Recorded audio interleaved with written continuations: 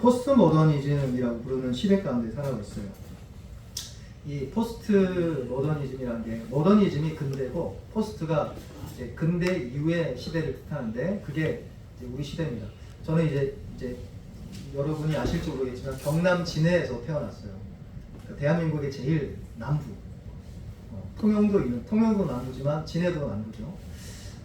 그래서 저는 태어나서 눈을 어린 시절에 그러니까 대학 때문에 제가 여수도 갔다가 신학교 때문에 이제 수원에 오기 전까지는 눈을 제가 20살 때까지 19살 때까지 딱 2번 봤어요. 눈을. 우리 오영석 집사님 강원도 출신이니까 눈 많이 보셨죠? 네.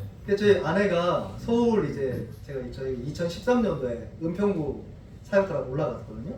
그때 아내가 그때 한강 행주대교를 건너요. 근데 아내가 막 좋아가지고 우와 이렇게 나 이제 서울 이모다.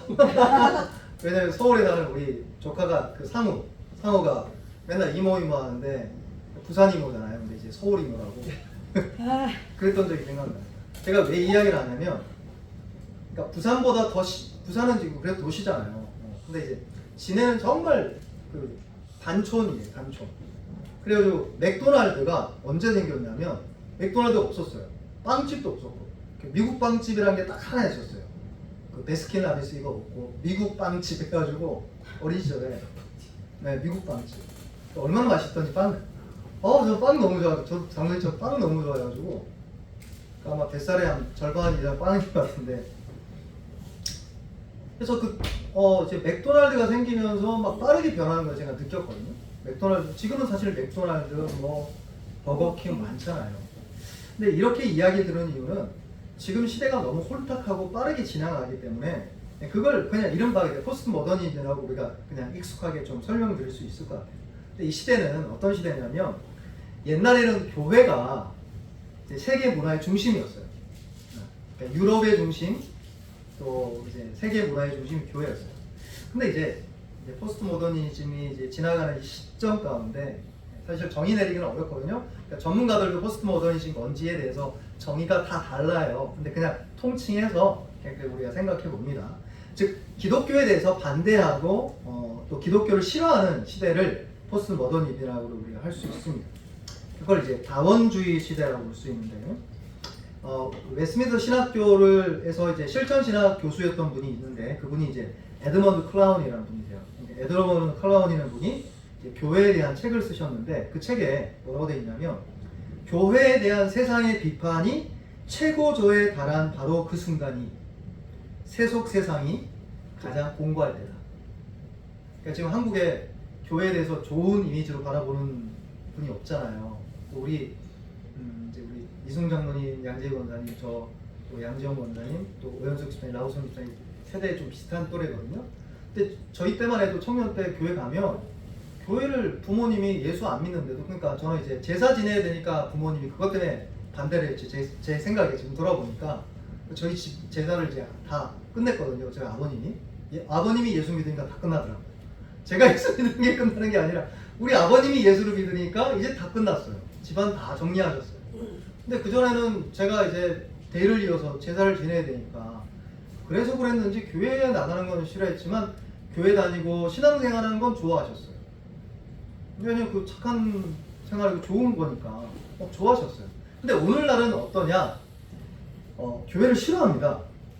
그 시대가 어느 시대냐면 교회가 위기가 아니라 따라합시다. 교회는 하나님이 지키십니다. 그러니까 교회 걱정할 필요 없어요. 왜냐하면 교회는 하나님 책임지시니까. 할렐루야.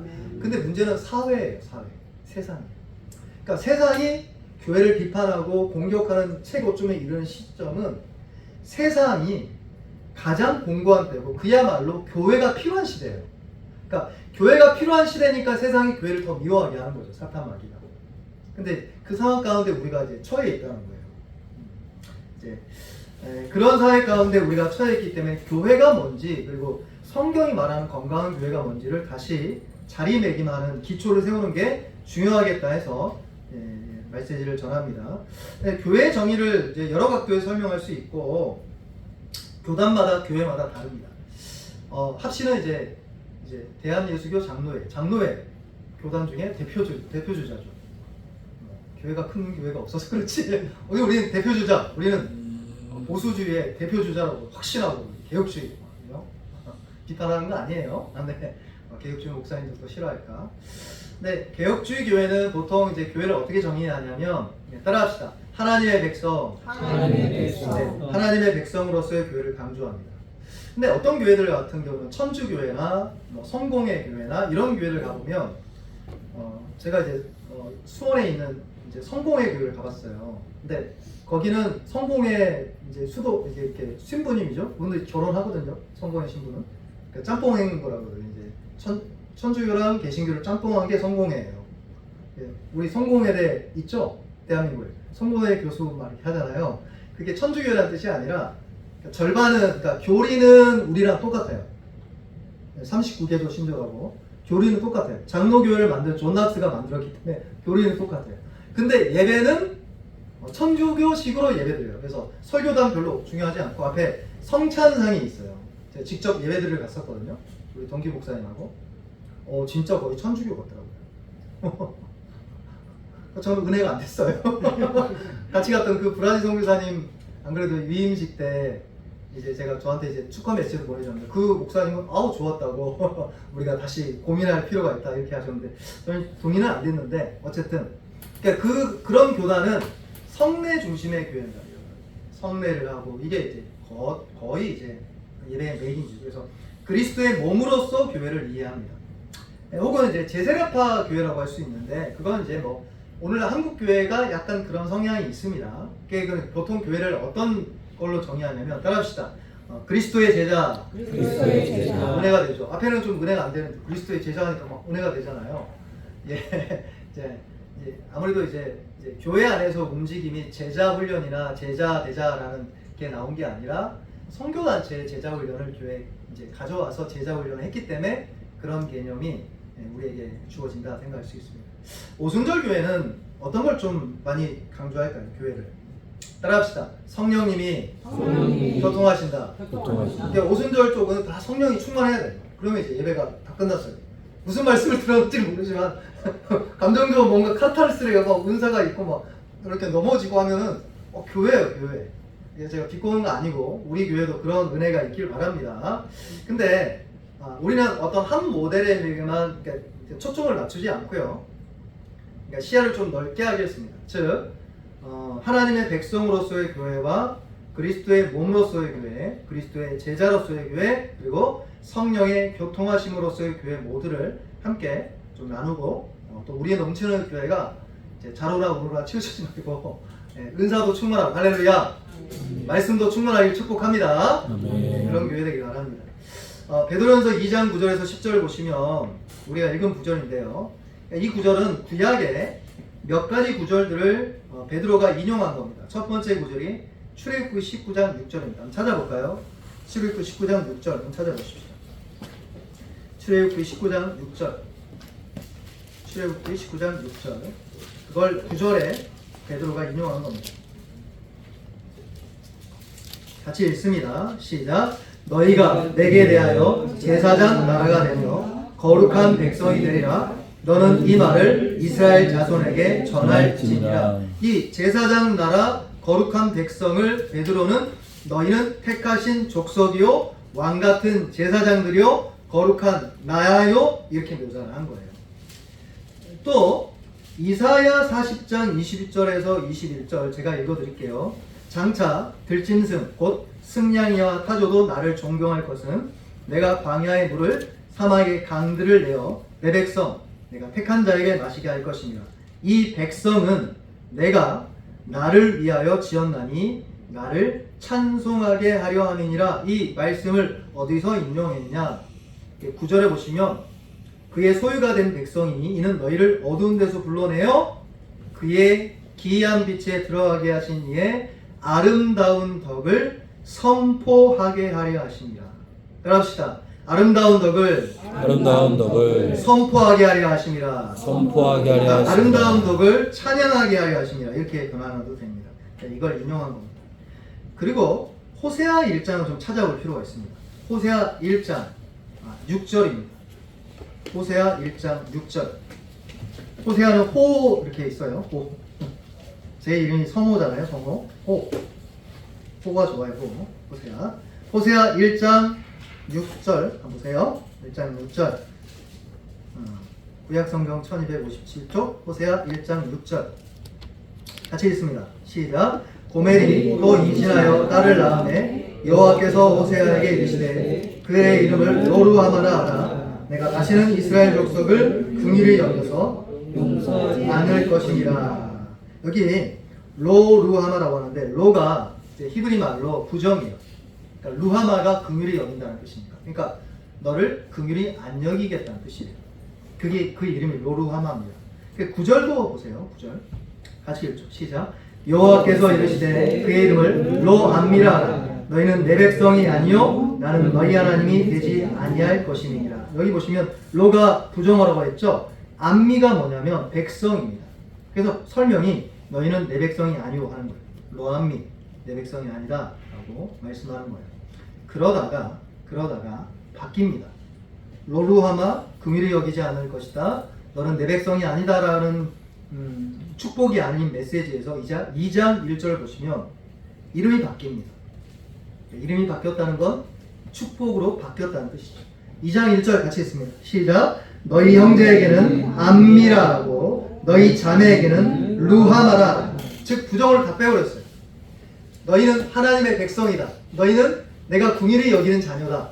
아멘. 이게 예언으로 기록되어 있는데 이 예언이 어디서 성취하냐면 다시 오늘 우리 본문으로 돌아오시면 베드로전서 2장 9절에서 10절 베드로전서 2장 9절 10절 특별히 10절 보세요.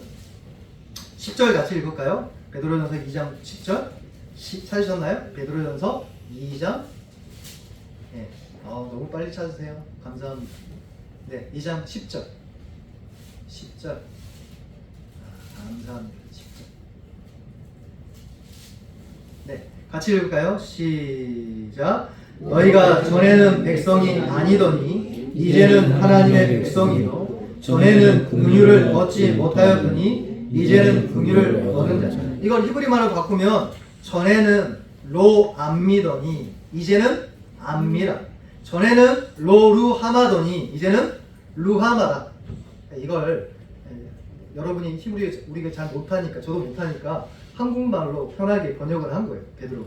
그러니까 이 호세아가 예언했던 그 예언의 역사가 지금 성취되고 있다라고 베드로가 지금 환호하고 있는 거예요.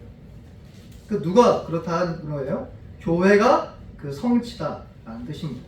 그러니까 율법을 어긴 유대인이든 아니면 언약 바깥에 원래 있었던 이방인이든 원래는 백성이 아닌 사람들이 하나님의 은혜로 그분의 백성이 되었고 긍휼을 얻게 되어서 지금 어두운 데서 빛으로 들어온 하나님을 지금 찬양하고 있는 대목인 거죠. 그래서 하나님의 백성은 하나님의 소유고 그분이 아끼는 대상이에요. 따라합시다. 교회는 하나님이 아끼셔요. 아끼신다. 생각해 보세요. 세상은요 아낄만 하니까 아껴요. 근데 참 우리는 참 신비로운 존재예요. 우리는 사실 보면 하나님이 아낄만 하지 않거든요. 가만히 보면 우리 자신을 잠잠히 보면 내가 하나님 보시기에 정말 시원하게 하나님 마음을 시원케 해드리는 일보다 내가 하나님 마음을 아프게 해드리고 이제 예수님 마음을 좀 쓸쓸하게 해드리고 너 왜 그러니? 할 때가 훨씬 많잖아요. 그죠? 근데 하나님은 우리를 아끼신대요. 그게 어떻게 된 일이죠? 우리가 이거 참 놀라운 일인 것 같아요. 레위기 26장 12절에 이렇게 이야기합니다. 이 찾아볼까요? 이 구절만 찾고 마무리하겠습니다. 찾는 것도 너무 죄송해요. 레위기 26장 12절 보겠습니다. 그래서 교회는 하나님하고 이런 관계가 된 거예요. 26장 12절 26장 12절 구약성경 188쪽입니다. 레위기 26장 12절인데요. 이런 기가 막힐 관계, 하나님과 하나님의 백성으로서의 관계가 이렇게 연결이 됩니다. 26장 12절 같이 읽죠. 시작. 나는 너희 중에서 행하여 너희의 하나님이 되고 너희는 내 백성이 될 것이니라. 지금 하나님이 우리의 하나님이 되시고 우리는 하나님의 백성이 된다는 겁니다. 나는 너희 하나님이 되고 너희는 내 백성이 될 것이라. 이거 어디서 들어본 것 같지 않아요? 성경이 계속 반복하는 메시지입니다. 심지어는 요한계시록에서도 이 메시지가 계속 나옵니다. 그러니까 우리를 하나님의 교회로 부르신 것은 하나님이 우리의 하나님이 되시고 우리는 하나님의 친백성이 되게 하신 겁니다. 그러니까 이런 관계, 하나님은 하나님이 우리 하나님 되시고 우리는 하나님의 백성이라는 관계를 성경은 여러 가지 비유로 묘사하는데 그 비유가 뭐냐면 자녀다라는 비유예요. 따라합시다. 우리는 하나님의 자녀입니다. 자녀다. 그러니까 그걸 이제 하나님의 아들이다, 딸이다. 또 다른 비유를 생각해 보죠. 따라합시다. 우리는 하나님의 배우자입니다. 배우자다. 그러니까 결혼에 대한 묘사를 하는 이유가 여기 있어요. 그리고 또 할까요? 우리는 하나님의 가지다. 포도나무와 가지다. 또 따라합시다. 우리는 하나님의 양떼입니다. 네, 다 똑같은 묘사예요. 그러니까 나는 너희의 하나님이 되고 너희는 내 백성이 될 것이다 라는 거예요. 교회가 하나님께 속해서 하나님이 특별히 예뻐하시고 하나님이 애정을 갖고 계시고 하나님이 돌보시며 마치 배우자처럼 자기 아들처럼 자기 딸처럼 또 포도나무에 매달려 있는 나의 양분을 먹는 가지처럼 내가 목자가 정말 생명을 다해서 양떼를 지키는 그 양과 목자의 관계처럼 성령님이 거하는 전처럼 하나님의 집처럼 교회는 하나님이 특별히 사랑하는 곳이다 라는 걸 우리가 인지할 필요가 있습니다. 왜 그러냐면 오늘날 그러니까 교회 개인, 그러니까 교회 말고 교회 신앙생활하는 개인이 어떠함에 따라서 하나님이 나를 예뻐하실 거라고 생각이 참 많이 있는 것 같아요. 하나님이 그런 식으로, 그러니까 우리 개인이 이렇게 기도 많이 하면 예뻐하시고 기도 많이 못하면 안 예뻐하시고 뭐 헌금을 많이 하면 하나님이 더 예뻐하시고 헌금 좀 부족하게 하면 더 안 예뻐하시고 그렇게 하는 게 아니라 교회로 이해하시면 됩니다. 따라합시다. 교회를 하나님이 사랑하십니다. 그래서 공동체로 하나님이 모이시는 이 공동체 안에 하나님이 너희 하나님이 되고 너희는 내 백성이 될 것이다 라는 이야기인 거죠. 특별히 이제 말씀을 마무리하면서 하나님의 백성으로서의 교회는 특징이 있는데 어떤 특징을 갖고 있냐? 그러니까 찬양의 특징이 있습니다. 베드로전서 2장 9절 다시 한번 보죠. 베드로전서 2장 9절 같이 읽습니다. 시작. 그러나 너희는 택하신 족속이요 왕같은 제사장들이요 거룩한 나라요 그의 소유가 된 백성이니 이는 너희를 어두운 데서 불러내어 그의 기이한 빛에 들어가게 하신 이의 아름다운 덕을 선포하게 하려 하십니다. 여기 보시면 아름다운 덕을 선포하게 하려 하심이라 라고 합니다. 따라합시다. 아름다움. 그러니까 이 아름다움이 뭘까요? 이게 베드로는 아름다운 덕이라고 했는데 영어로 이제 뷰티라고 표현하는데 이 뷰티를 베드로는 이렇게 표현했는데 이걸 이제 조나단 에드워즈는 영국 이제 미국의 대부흥사였죠. 에드워즈 목사님이 뭐라고 표현하냐면 이 아름다운 덕은 하나님의 아름다움이다라고 묘사하는데요. 이 하나님의 아름다우심이라는 게 뭐냐면 하나님이 갖고 있는 성품입니다. 근데 하나님이 갖고 있는 그 성품이 너무 아름답기 때문에 그 아름다움을 내가 전하고 싶은 거예요. 그게 교회 공동체의 사명인 거죠. 여러분 창세기에 여러분 면밀하게 읽어보시면 자 퀴즈 낼게요. 주일학교 분은 아니지만 뭘 줘야 되는데 뭐 줘야 되는데 준비한 건 없고 제가 이렇게 안아드릴까요? 제가 안수기도 해드리겠죠. 해와 달을 만드신 게 먼저예요? 아니면 해가 빛을 비추잖아요. 아니면 빛을 만드신 게 먼저일까요? 우리 할렐루야. 우리 박수. 우리 최동호 성님 어떻게 하셨어요? 창세기 읽었어요. 할렐루야. 맞아요. 그 말은 뭐냐면 하나님이 빛을 만드신 다음에 해와 달을 통해 낮을 주관하고 밤을 주관하게 한다는 말은 뭐냐면 해가 비추는 빛은 원래 본연의 빛이 아니고 하나님이 비추시는 빛의 반영체라는 뜻이에요. 그러니까 발광체라고 표현하죠. 그러니까 해 자체에 빛을 비추는 능력이 있어서 빛을 계속 비춰서 우리 따뜻한 게 아니에요. 빛을 먼저 만드셨잖아요. 할렐루야. 따라합시다. 하나님이 빛을 비추십니다. 나중에 발광체를 하나님이 세우세요. 공창에. 그 말은 뭐냐면 하나님의 빛을 이 발광체인 해와 달은 반영해서 리플렉스죠. 영어로. 비추는 사명을 띠고 하나님이 궁창에 세웠고 그 일을 우리 주님 다시 오실 때까지 하는 거예요. 이건 교회의 사명과 비슷합니다. 우리 요한복음을 우리가 이제 신년 때 읽었잖아요. 근데 이제 직장 일 때문에 우리 김동희 집사님 못 오셨지만, 그죠? 근데 그때 우리가 요한복음을 저는 읽으면서 그때 못 나눴지만 계속 예수님 말씀하시는 게 뭔지 아세요? 내가 빛이라. 내가 세상에 오는 빛이라. 계속 이야기하세요. 그러니까 빛은 삼위일체 하나님이 갖고 계신 건데 그걸 발광체인 해와 달에 비추는 것처럼 우리에게 비춘 거예요. 그러니까 우리가 해와 달이 돼서 온 세상을 비추는데 하나님이 직접 비추는 게 아니라 교회의 그 영광의 빛을 계속 쏴주고 감사합니다 목사님. 표현이 뭘까지 계속 쏘는 거예요. 그러면 어떻게 돼요? 뭐 너무 쏘니까 너무 뜨거웠고 너무 막 충만하니까 어떻게 돼요? 발광체가 좀 있어요. 반영체인 교회가 온 세상에 쏘는 거예요. 아멘. 똑같습니다. 다시 그 생각을 하면서 베드로전서 2장 9절을 보시면 너희는 택하신 족속이요 왕같은 제사장들을 거룩한 나라요 그의 소유가 된 백성이니 이는 너희를 어두운 데서 불러내어 그의 기이한 빛에 들어가게 하신 이에 빛은 하나님이 갖고 있으시니까 아름다운 덕을 선포하게 하려 하십니다. 그 말은 뭡니까? 우리가 그분의 빛을 받았고 경험했기 때문에 빛 대신 예수님을 내가 영광의 아름다움을 내가 만났기 때문에 그 만난 축복과 기쁨과 찬양을 온 세상에 비추게 하기 위해 교회는 세워졌다. 아멘. 그래서 교회 공동체가 하는 모든 것은 빛이에요. 그러니까 즉 우리 안에 빛이 있는 게 아니라 하나님이 주시는 그 빛을 반영해야 되는 사명이 있는 거예요. 그러니까 해와 나랑 똑같아요. 우리는 영적 해. 따라합시다. 우리 교회는 이 지역의 영적인 해입니다. 우리는 해 교회 할까요? 우리 교회는 해. 이 어둠을 밝힌 해. 할렐루야. 그래서 우리 교회를 보면 사람들이 지나가다가 따뜻해.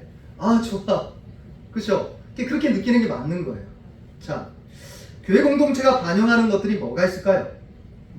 이제 여기 말씀 기도 예배, 기본기를 다지자, 말씀 기본기를 다지자, 기도 이런 거 있어요. 근데 오늘은 뭘 좀 나누고 싶냐면 전도를 좀 나누고 싶어요. 전도가 뭘까 생각해봐요.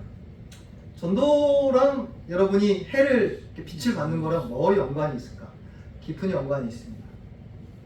전도는 결국 이 구절에서 말하는 하나님의 너희를 기이한 빛에 들어가게 하신 이의 아름다운 덕을 선포하게 하는 것과 똑같기 때문에 그래요.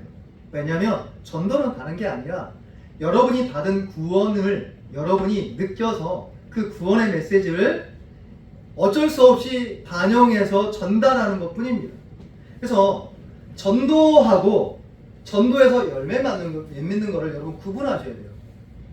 사실 전도왕은 누구냐면 실제 교회 온 사람 많은 사람이 전도왕이 아니라 실제로 여러분이 전도 몇 명 했는가 더 중요한 거예요.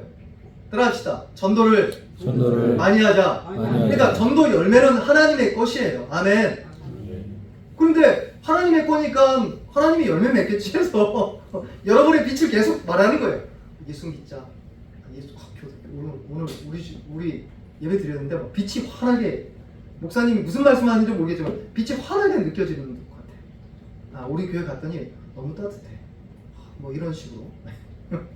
그러니까 복음의 메시지를 접한 이전에 하나님의 백성이 아니던 사람이, 그러니까 로암미 하나님의 백성이 아니다, 로루아마 긍휼을 못 받았던 이방인들이 이제 빛 대신 예수님 안에서 구원을 경험해서 그 사람이 구원 받자 말자 누구로 바뀌냐면 발광체, 반영체, 해와 달처럼 받자 말자 전도자가 되는 거예요. 따라합시다. 전도는 믿자마자 하는 거다. 그러니까 목사님이 하는 게 아니고, 목사님이 안 한다는 뜻이 아니라 목사님, 선교사님이 특별한 어떤 그 위치에 있는 사람이 전도하는 게 아니고 여러분과 제가 빛을 받으면 아까 해와 달처럼 반영하고 전해야 된다라는 겁니다. 그래서 그 기쁜 소식에 반응해서 즉각 순종하게 되고, 그래서 자신이 회심하고 구원받을 뿐만 아니라 즉각적으로 교회 공동체는 본인이 경험한 하나님의 아름다운 덕을 선전하고 선포하기를 시작하는 거죠.